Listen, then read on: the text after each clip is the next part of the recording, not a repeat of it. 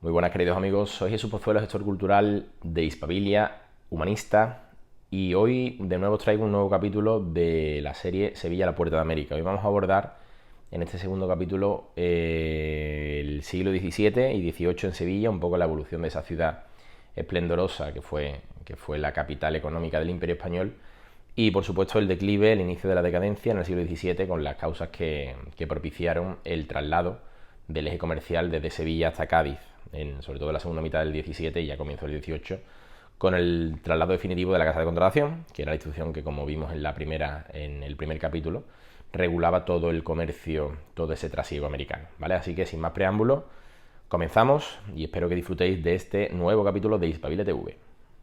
Bien, en primer lugar, en el primer capítulo uno de los puntos que vimos fue la importancia del metal americano cuando se empiezan a descubrir, sobre todo a mediados del 16, en 1546, las minas de plata en América, como la de Zacatecas, la de en México, o por supuesto la más importante que fue el Cerro Rico del Potosí, que vimos incluso algunas fotos. Eso fue un hecho clave en la historia de la América española porque eso provocó el inicio de la extracción del metal y por supuesto su llegada a Sevilla a través de esas flotas de Indias que también vimos de forma, bueno, rápida, pero bueno, yo creo que más o menos se entendió cómo era el trasiego de las flotas de la partida desde Sevilla, Sanlúcar y cómo llegaban a Centroamérica, tanto a Portobelo como a Cartagena de Indias, y después la flota de vuelta que solía partir desde La Habana, desde Cuba y Veracruz. Y un punto importante, aparte del metal, y es como, digamos, el punto de inicio de este capítulo, me parece muy interesante que entendamos cómo la flota de India, a partir de 1565, vive, vamos a decir, una revolución, un cambio. Porque la flota de Indias partía todos los años desde Sevilla, las flotas, porque solían partir dos,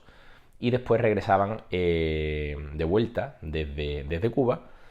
pero hay un hecho clave, un hecho fundamental que ocurre en 1565 en el Pacífico. Y es que es cuando por primera vez, en 1565, en octubre, regresa una expedición desde Filipinas. Filipinas, no olvidemos que se descubre por parte de los españoles en 1521, cuando llega la expedición de Magallanes y Elcano, y bueno, y allí incluso matan a Magallanes el 27 de abril de 1521, y aquellas tierras se intenta llegar y se llegó en varias ocasiones. Hubo, aparte de la de Magallanes, hubo cuatro expediciones que llegaron desde España a Filipinas, pero el problema no era llegar, el problema era la vuelta, el tornaviaje, es decir, desde Filipinas hasta México, hasta América, no se podía navegar a vela. Es imposible navegar el Pacífico a vela por medio del Pacífico porque no hay fórmula posible. La primera vez que en la historia de la navegación, que tengamos referencia, se llega desde Filipinas hasta México, hasta América, fue con la expedición de dos vascos, que fueron Andrés de Urdaneta y Miguel de Legazpi, en 1565. Ellos parten en junio desde Filipinas y consiguen llegar navegando muy al norte, una latitud muy norte, aprovechando una corriente que se encuentra al norte del Pacífico, porque como digo, por medio es completamente imposible navegar de vuelta, y ellos consiguen llegar al puerto de Acapulco de México, consiguen llegar el día 8 de octubre de 1565. O sea, es la primera vez en la historia, la primera vez que se consigue atravesar el Pacífico a vela de vuelta desde Filipinas a América. ¿Qué, vamos a decir, supuso este hecho? ¿Qué ventajas o qué revolución, como antes he comentado, supuso este tornaviaje? Pues supuso la apertura, por primera vez en la historia, de una nueva ruta comercial que se llamó el Galeón de Manila. El Galeón de Manila era un barco que zarpaba todos los años desde Manila, que era la capital era y es la capital, ciudad fundada por los españoles, en el 16, la capital de las Islas Filipinas, y que partía con todos los productos de China, del Japón, de toda la zona de Asia, y los productos exóticos y todas las riquezas que se producían en China, lo que después además abarató mucho, bueno, supuso también una crisis porque los chinos, esto de las réplicas y de hacer productos baratos, no os creéis que es algo nuevo, esto viene de muy antiguo. Pero claro, ese galeón traía toda esa mercancía asiática, toda esa mercancía sobre todo de China, como por ejemplo el mantón de Manila tan famoso, que llegaba a Sevilla a través del galeón de Manila, y ese galeón embarcaba en Manila y desembarcaba en el puerto de Acapulco, en México, en el Pacífico. Ahora, por tierra, con las carretas de bueyes, atravesaban Centroamérica para pasar al otro lado, al Caribe, a Veracruz, antes se vendía la Ciudad de México, en la Plaza Mayor, había un mercadillo con todos esos productos asiáticos y después se embarcaba en la flota de indias que partía de Veracruz todos esos productos. Como he dicho también el famoso mantón de Manila que viene de aquí. Y fue la apertura, digamos, la primera globalización,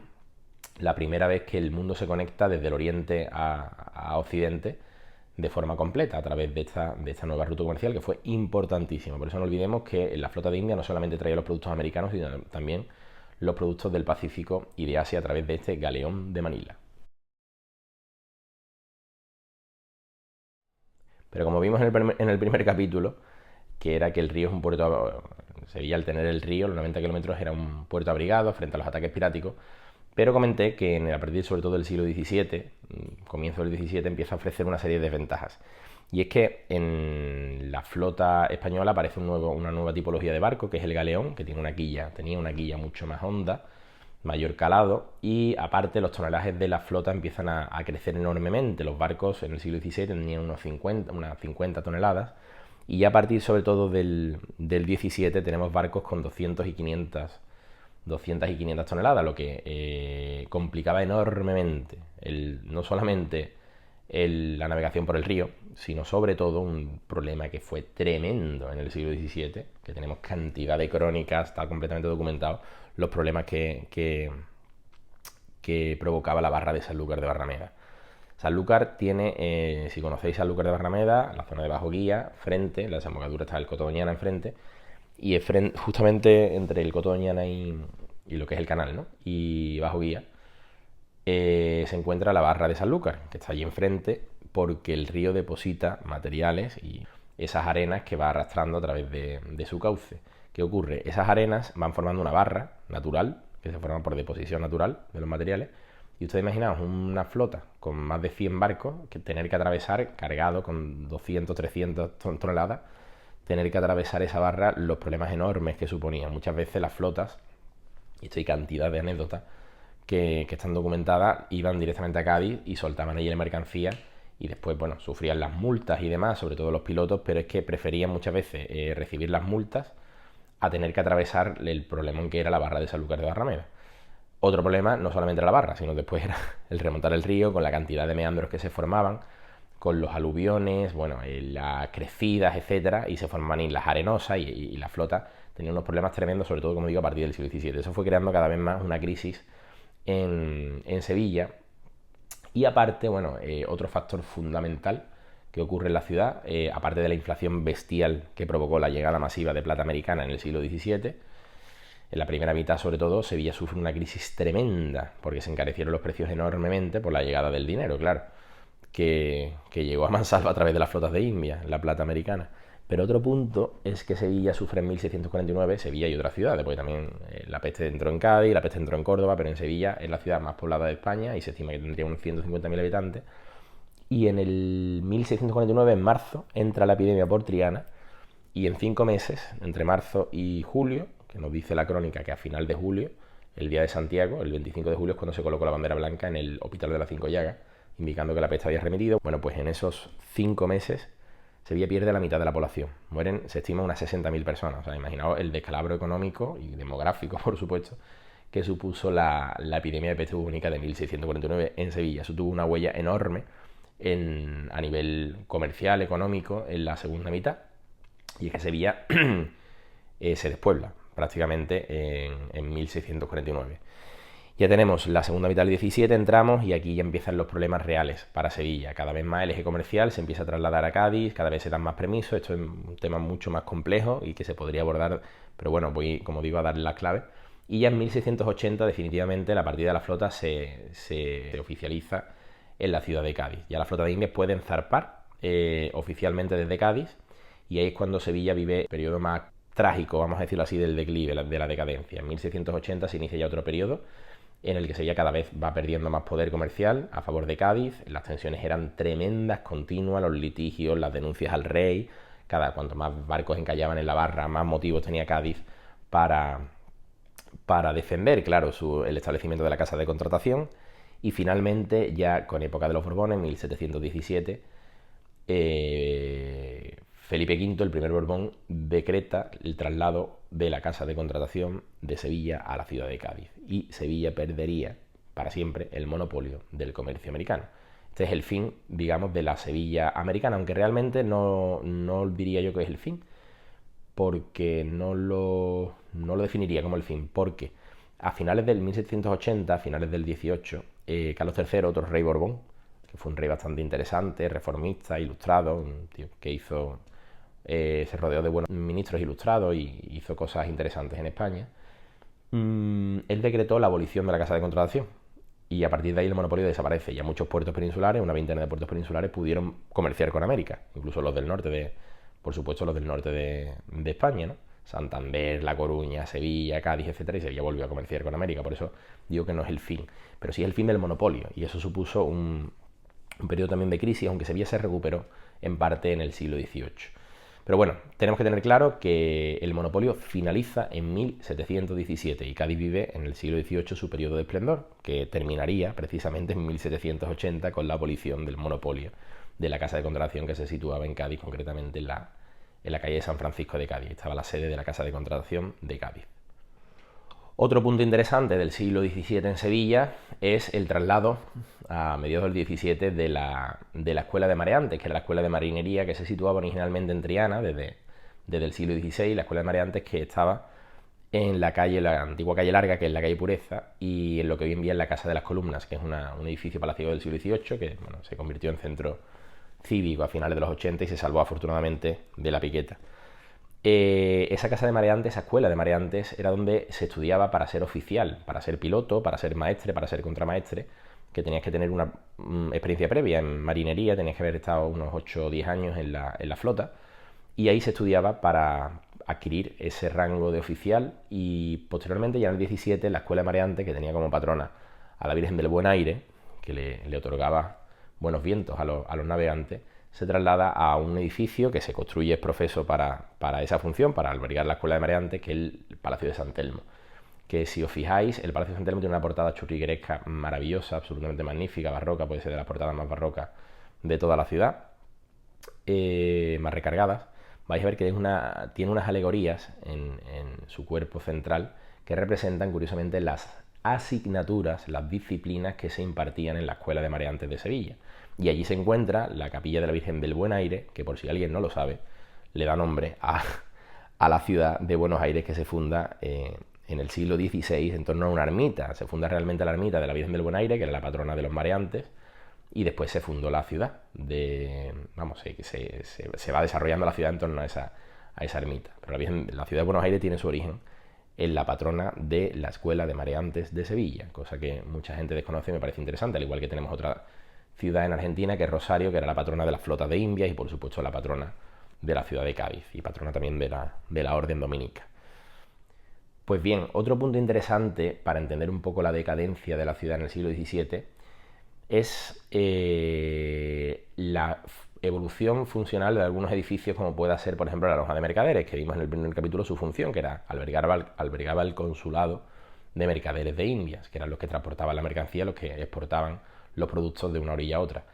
Pues vemos un punto yo creo bastante interesante. No olvidemos que el XVII es el siglo más prolífico a nivel artístico en Sevilla, es el siglo del barroco, de los grandes artistas. En la primera mitad tenemos a Juan de Mesa, tenemos a Martínez Montañés, tenemos también el nacimiento en 1618 de Murillo, en 1622 de Valdés Leal. El XVII en definitiva es el siglo más importante a nivel artístico, es el siglo del barroco, en el que penetra el barroco en la ciudad a través de Herrera el Mozo, este pintor tan importante, y Sevilla vive una revolución estética con esta corriente, ¿no? Pues precisamente en 1660 Herrera el Mozo, Murillo y Valdés Leal fundan en la planta alta de la Casa de Mercaderes, hoy Archivo de Indias, fundan la Academia de Bellas Artes de Sevilla, la Academia de Pintura, la Escuela de Pintura, para que nos sirve, digamos, para comprender cómo un edificio que tenía una función eminentemente comercial, que se construye para eso, debido al traslado del eje comercial a Cádiz, se adapta para otra función, como en este caso es la Academia de Pintura, una cosa yo creo bastante curiosa. Y otro punto interesante, una vez ya trasladada la casa de contratación a Cádiz, que se traslada en 1717, Es una industria americana, vamos a decir, de un producto americano que se emergió en Sevilla en el siglo XVI, que era la industria del tabaco. El tabaco, no olvidemos, es un producto que llega de América, que el primero que lo trae a Europa es Cristóbal Colón en 1493, y que germinó en Sevilla a través de puestos artesanales de tabaco en el siglo XVI. Por primera vez se empieza a trabajar, ya tenemos documentado algunos, como digo, artesanías de tabaco que se desarrollaban en Sevilla, pero no de forma industrial, sino que ya a partir del 17 el ayuntamiento decide juntar a todos los trabajadores del tabaco en una fábrica que no es la de la calle San Fernando, sino que era una fábrica que ya no existe, que se ubicaba en la actual Plaza Cristo de Burgos. Ahí estuvo la primera fábrica de tabacos de Europa, que se funda allí. De hecho, la Hermandad de las Cigarreras, que no se llamaba de las Cigarreras, la Hermandad de Jesús atado a la columna, y la Virgen de la Victoria estuvo allí, radicó en San Pedro y radicó después en Los Terceros, y precisamente se creó un vínculo entre esa hermandad y el gremio del tabaco, por lo que después se convirtió en la hermandad, digamos, cigarrera, la hermandad del tabaco, pero no es una hermandad de origen gremial, es una cosa curiosa que se fueron creando esos lazos, sobre todo en el siglo XVII, cuando ahí estaba la fábrica de tabaco junto a San Pedro. ¿Qué ocurre? La demanda de tabaco fue tan creciente en la ciudad que ya en el siglo XVIII, en época de los Borbones, en época de Fernando VI, el hermano de Carlos III, se construye la nueva fábrica de tabaco, ya extramuros, muchísimo más grande, en una zona, como digo, junto al Tagarete, fuera de la muralla, y se culmina ya en época de Carlos III, la fábrica, que está construida como si fuera una fortaleza militar completamente, está rodeada incluso de un foso por 3 de sus lados para que el tabaco no se lo llevaran, no lo sacaran de extraperlo, y con un estricto y férreo control de la producción, porque esto lo llevaba la corona, era la institución que regulaba y que controlaba la producción de tabaco en Sevilla, un producto americano que hizo germinar una industria importantísima que después, ya en los años 50 del siglo XX, debido al maquinismo y a la llegada a la industrialización vamos a decir, con las máquinas, se traslada a los remedios y bueno, en el año 55 se convirtió en universidad la fábrica de tabaco, y la fábrica se trasladó a un edificio que ahora se va a hacer hotel, que cerró en 2008, la última fábrica de tabacos de Sevilla. Fijaos cómo Sevilla desde el siglo XVI, de época prácticamente de Cristóbal Colón, ha tenido una industria que es de las muchas industrias que ha perdido, ¿no?, la ciudad, la industria del tabaco en Sevilla, industria de origen americano. Y bueno, para terminar este capítulo me gustaría hacer una reflexión que una vez me acuerdo que un profesor mío de Historia de América en la Facultad Pablo de la Vide, que desde aquí le envío un saludo, a Paco Rubio, un gran americanista, nos hizo en clase, y es una reflexión que en mi opinión es una verdad como un templo, ¿no?, para que nos demos cuenta de la dimensión americanista de una ciudad como Sevilla, una ciudad que ha sufrido 3 grandes transformaciones en los últimos siglos. Hemos visto, por ejemplo, en el primer capítulo, algunas de los edificios, de las transformaciones más importantes que sufre en el siglo XVI por el metal americano, por lo que supuso la construcción del campanario de la Giralda, las transformaciones de la catedral, la Alameda de Hércules, el ayuntamiento, etcétera, etcétera, etcétera. Pero Sevilla ha sufrido 2 grandes transformaciones aparte del 16 en los últimos 500 años, desde el descubrimiento de América. La segunda gran transformación potente vino en la exposición iberoamericana del 29. La exposición iberoamericana del 29 no se celebró por ninguna efeméride, se celebró porque los últimos territorios americanos y del Pacífico del Imperio Español se pierden en 1898, en el gran desastre de Cuba y de Filipinas, y España vivió un periodo de desesperanza absoluta en torno a estas pérdidas. España ya no tenía ningún tipo de territorio de ultramar, y se proyectó desde Sevilla un militar que fue Luis Rodríguez Caso el organizar una exposición hispanoamericana, después iberoamericana, pues se unieron Portugal y Brasil, bueno, y Guinea y Marruecos, y la idea era afianzar los lazos con esos países ya emancipados, con las naciones emancipadas, para también fomentar el turismo, crear empleo. Bueno, fue una idea bastante positiva, y se transformó la ciudad a nivel urbano, se transformó el barrio Santa Cruz, se adecentó, se creó, que os digo, la Plaza Doña Elvira, la Calle del Agua, todo eso se adecentó para el turismo, los jardines de Murillo, pasó a la Catanía de Rivera, los grandes hoteles, el Alfonso XIII, etcétera, etcétera. Es decir, fue una transformación muy positiva para Sevilla, que vino motivada por América. Pero es que la última gran transformación de Sevilla, que muchos de los que estáis viendo este vídeo la recordaréis, yo tengo un recuerdo, yo era pequeño, pero tengo un recuerdo que iba con mi madre todos los días prácticamente, de la mano, a la Exposición Universal del 92, que como bien sabéis se celebró esta vez sí por una efeméride, fue el 5º centenario del descubrimiento, y no voy a contar las transformaciones que supuso, no solamente a nivel de puentes, autovías, a nivel incluso regional, incluso nacional, ¿no? Con el AVE, etcétera. Todo lo que supuso para Sevilla y para Andalucía y para España la Expo del 92. Pues fijaos cómo es América la que ha transformado a Sevilla en los últimos 500 años en esas 3 ocasiones, tanto con el siglo XVI, con el metal americano, la exposición del 29 iberoamericana y la exposición universal del 92. Así que con esto nos quedamos con la dimensión americana de la ciudad que ha tenido mayor vínculo y mayores puentes, no solamente comerciales, sino también culturales, con América. Y en otra ocasión haré una serie sobre la influencia de Sevilla en América, es decir, la herencia sevillana en América, ¿vale? Pero bueno, hoy he intentado mostrar un poco esa Sevilla que fue la puerta de América, esa Sevilla del 16, 17 y comienzo del 18, las claves más interesantes, y bueno, espero que hayáis disfrutado. Por supuesto se podrían comentar muchísimas más cosas,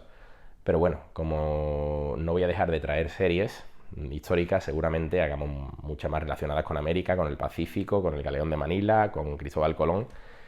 y con muchas cosas más que yo creo que resultarán interesantes. Un besito si os queréis suscribir al canal de maravilla, y si queréis venir a alguna de las visitas de Hispabilia, como siempre será un placer recibiros. Besos.